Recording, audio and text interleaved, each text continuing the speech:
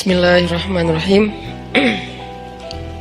Teman-teman yang dirahmati Allah Subhanahu wa taala, tadi kita membahas tentang harapan agar Allah Subhanahu wa taala selalu menjaga hati kita agar setiap saat kita bisa thiqah billah, bisa percaya dan yakin kepada Allah. Karena Allah satu-satunya pegangan kita. Kalau kita nggak berpegang kepada Allah, jangankan saat dikasih ujian, dikasih nikmat aja bisa oleng gitu kan. Apalagi dikasih ujian. Dikasih nikmat aja bentuk olengnya apa? Masih ngeluh. Udah dikasih nikmat, masih ngeluh. Apalagi dikasih ujian lebih, bukan ngeluh lagi, keluh kesah jadinya. Dan akhirnya berputus asa. Orang yang Allah jaga hatinya dalam keadaan senang dan susah, salah satu contohnya adalah orang yang yunfiquna fis sarra'i wad dharra, orang yang bisa tetap beramal soleh, tetap berinfak, bisa tetap bantu orang bahkan ketika dia dalam keadaan dharra, dalam keadaan susah. Yang kadang-kadang ngebantu orang itu beresiko buat dia sendiri. Dia sendiri lagi butuh bantuan, tapi dia juga malah bantu orang lain. Selama yang dia lakuin ini tidak menzalimi hak orang-orang yang menjadi tanggungannya. Ini penting catatannya di sini nih. Jangan sampai kita menjadikan narasi ini sebagai dalil bantu orang walaupun kita dalam keadaan butuh. Kalau kita sendiri sih nggak masalah. Tapi kalau yang butuh ini adalah keluarga, maka kita harus bermusyawarah dengan keluarga kita. Mereka punya hak untuk menentukan ya atau tidak. Kalaupun tidak, kita nggak boleh menjudge mereka tidak solehah. Misalnya seorang suami lagi punya hutang. Hutang itu kan tanggungan bersama kan? Karena nanti kalau datang debt collector, kalau ada tagihan yang akan menanggung gelisah, takut, terancam, nggak nyaman itu bukan cuman suami, tapi juga istri ngerasain gak nyamannya didatengin orang yang tuh nagih hutang tuh gak nyaman. Sehingga kalau nanti ada yang harus dijual dari aset kita, kan itu bagian dari hak istri juga. Kalau perabotan rumah ada yang harus dijual, kan itu jangan-jangan itu alat senamnya istri misalnya kan ya. Jadi dia tetap menanggung konsekuensi dari resiko berhutang gitu kan. Sehingga kalau misalnya kita lagi punya hutang, terus kita mau bantu orang yang juga punya hutang, cuman dia kayak darurat banget. Kalau yang diambil itu dari bagian kita, gak apa-apa, kita yang nanggung konsekuensinya. Tapi kalau yang diambil itu adalah bagian keluarga, gak boleh sembarangan. Mah, kan kata Ustadz juga, yunfikuna fid dharra, berinfak dalam keadaan susah. Orang-orang Ansar yu'thiruna ala anfusihim walau kana bihim khasasah. Kita ngeluarin dalil itu fasih, tapi ternyata salah tempat. Dalilnya nggak diragukan kesahihannya, ayatnya jelas.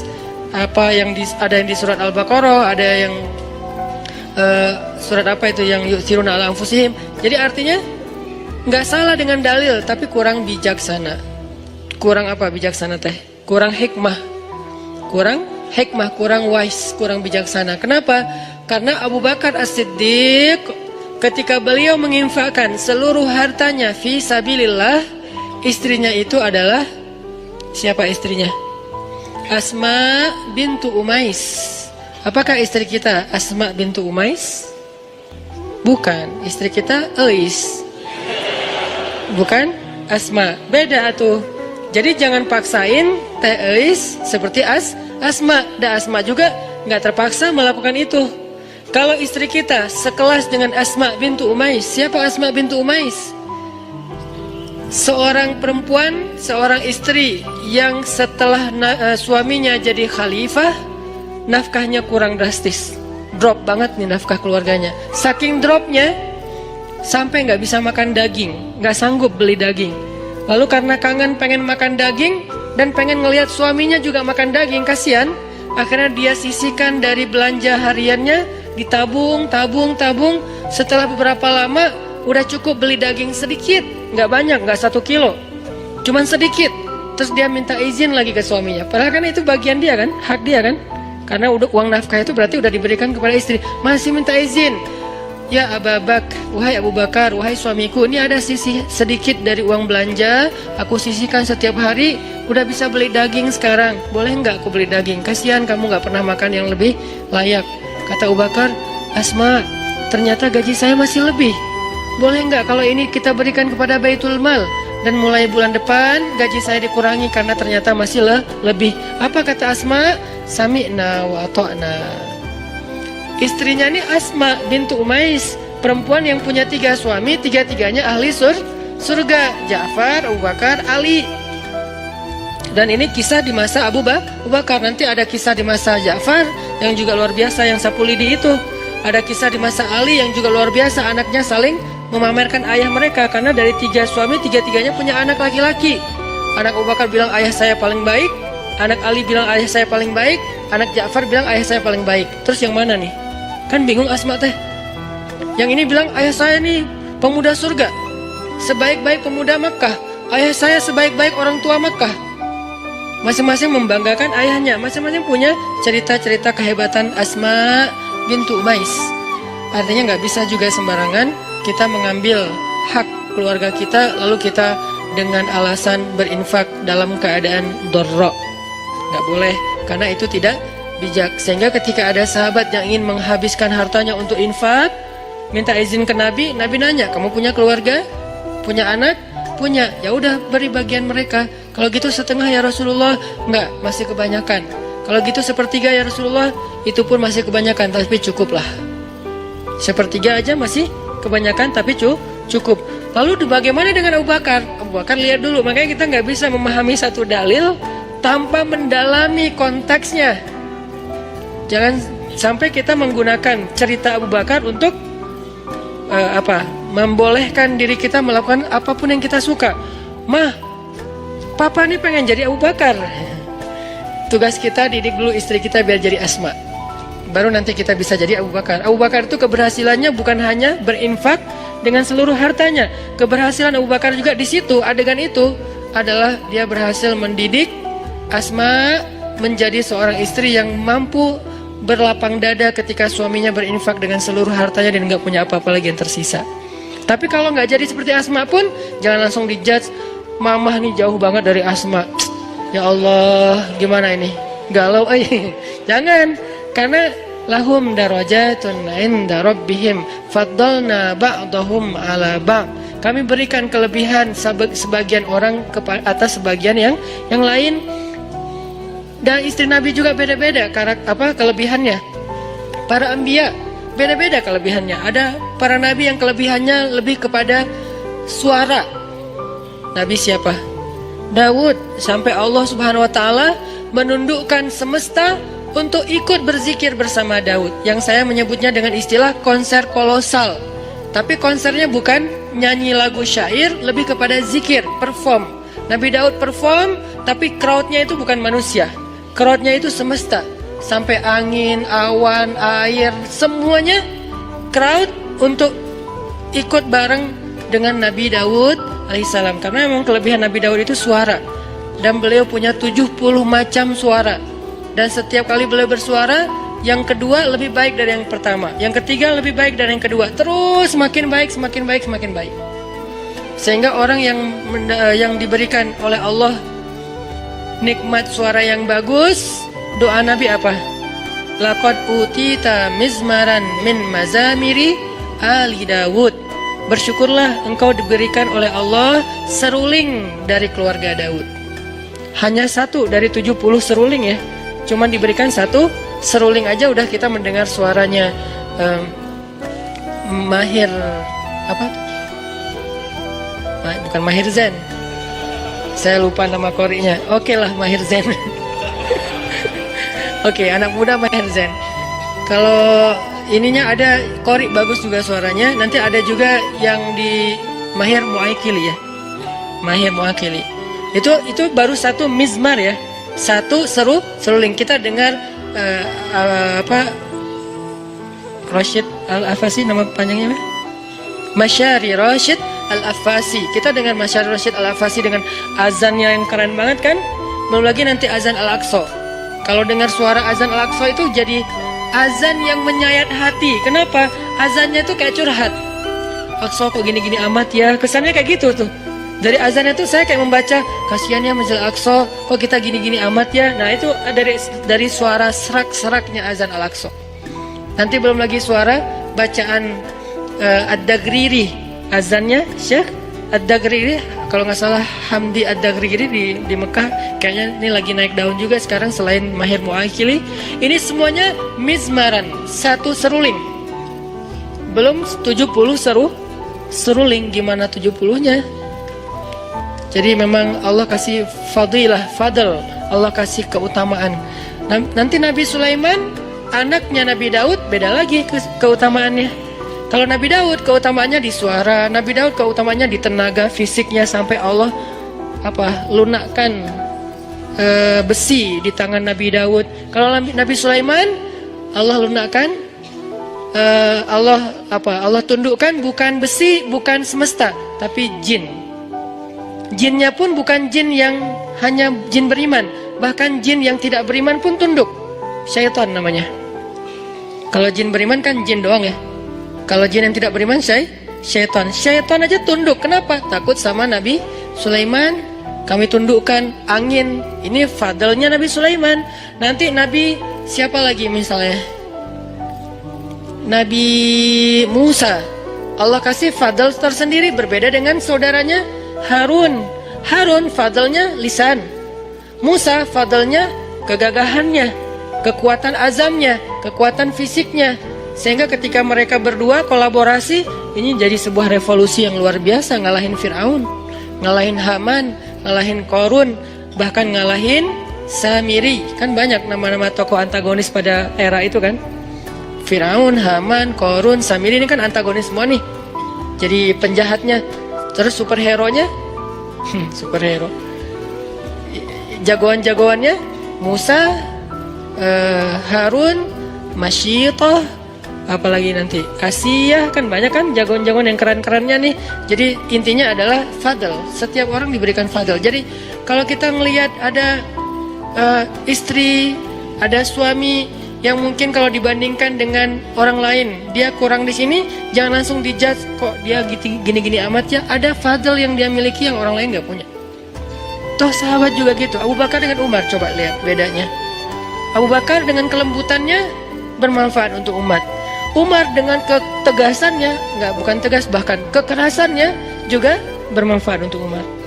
Nanti ada Utsman dengan malu-malunya tetap bermanfaat juga buat umat. Sifat malu aja jadi kebaikan.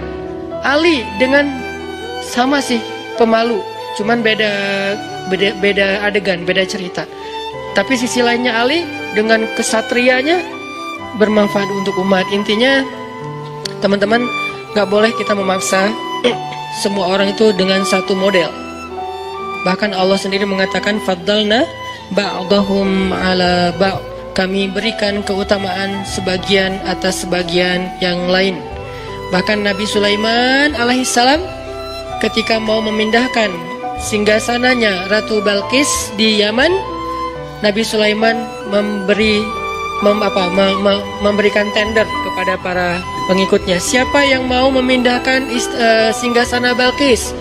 Terus ada jin, Ifrit bilang, saya bisa pindahkan istana itu sebelum rapat ini bubar. Sebelum rapat ini bubar. Apa bahasa di Al-Quran? Dalam sebelum Anda bangkit, sebelum Sulaiman bangkit dari tempat duduk. Kata ulama tafsir artinya bukan seukuran berapa detik saya bangkit, bukan gitu. Menurut sebagian besar jumhur ulama tafsir, arti bangkit dari tempat duduk itu sebelum rapat beres, kurang lebih 1 jam. Karena waktu itu lagi ada kongres ya, kongres di zaman Nabi Sulaiman, kumpulin semua yang pemimpin-pemimpin kabilah, yang ahli-ahli di segala bidang, prajurit-prajurit, panglima-panglima militer, kongres besar. Salah satu agendanya adalah membahas tentang masalah kerajaan Saba dengan Ratu Balqisnya. Lalu Nabi Sulaiman nanya, siapa yang bisa membawa singgasana Balqis ke sini? Kata jin Ifrit, saya bisa bawa sebelum Anda bangkit, artinya sebelum rapat usai, 1 jam kecepatan pesawat. Begitu beres rapat, udah ada singgasana di depan. Nabi Sulaiman bilang ini kelamaan, ada yang bisa lebih cepat. Lalu berdirilah seorang hamba yang solih. Disebutkan nggak namanya di ayat itu? Nggak disebutkan. Kenapa? Bukan itu intinya. Yang Allah mau sampaikan kepada kita, banyak orang yang Allah berikan kelebihan tapi nggak terkenal. Banyak orang yang Allah berikan kelebihan tapi dia mungkin nggak dalam segala hal, dalam satu hal aja. Cuman bagian itu doang dia lebih, bagian yang lain Nabi Sulaiman lebih. Sehingga dia mengatakan saya bisa membawa istana Balkis dalam satu kedip mata. Kedip mata itu bukan udah ada, bukan. Menurut tafsir, makanya kita tetap harus baca tafsir. Menurut tafsir ulama, satu kedip mata itu durasi jarak antara orang yang datang di ujung jalan. Kan belum ketahuan tuh siapa yang datang, mantan kita atau mantan teman kita. Terus siapa sih? Kayak asa kenal gitu kan ya. Nah, kira-kira dari ujung, atau nggak usah ujung jalan deh, dari pintu masjid, di bawah tangga masjid, itu kan belum jelas kan siapa kan, sampai dia ada dengan jarak yang kita bisa kenal wajahnya, kira-kira jalannya berapa menit? Kurang lebih 10 menit. Itulah waktu yang diminta oleh hamba yang solih. Dari arti sekejap mata, dari pandangan yang nggak jelas menjadi jelas musafir yang baru datang. Itu kafilah dagang siapa orang yang paling depan, siapa yang naik onta itu, sampai jelas. Berarti dari awalnya kelihatan setitik orang sampai menjadi jelas kurang lebih 10 menit, setengah jam. Itulah waktu yang dia butuhkan, lebih cepat daripada yang pertama. Maka Nabi Sulaiman pun memberikan kesempatan orang itu, dia berdoa saja kepada Allah. Bukan dia sakti mandraguna terus dia terbang bawain singgasana Balkis. Apaan nih, kenapa nih? Enggak gitu sih, itu mah dongeng ya. Dia hanya minta, ya Allah, kenapa? Nih orang, nih pelajaran lain ya. Dia itu dikasih kesempatan oleh Allah Subhanahu Wa Taala, satu kesempatan berdoa. Dia itu dikasih satu kesempatan berdoa dan pasti Allah kabulkan. Dan kesempatan itu nggak pernah dia pakai kecuali saat itu. Ini sebagian ulama tafsir bilang kayak gini, dia tuh dikasih kesempatan sal tu'toh, kamu minta satu hal nanti akan aku kasih. Dia tunggu, dia nggak langsung, oh boleh ya Allah, ya udah ya Allah saya pengen nikah. Enggak, dia tahan diri, dia ikhtiar aja. Yang itu dia nggak pakai. Jadi kartu doa yang paling diijabah itu nggak dipakai buat kebutuhan pribadi dia, untuk nikah kah, untuk dagang kah, untuk lulus kuliah kah, untuk apalah segala macam. Enggak, dia tunggu sampai yang paling penting baru dia pakai. Kapan paling penting? Ketika seorang pemimpin membutuhkan support dari dia. Siapa yang bisa support saya dalam dakwah? Siapa yang bisa support saya untuk ekspansi kekuasaan yang adil, yaitu kekuasaan agama Allah?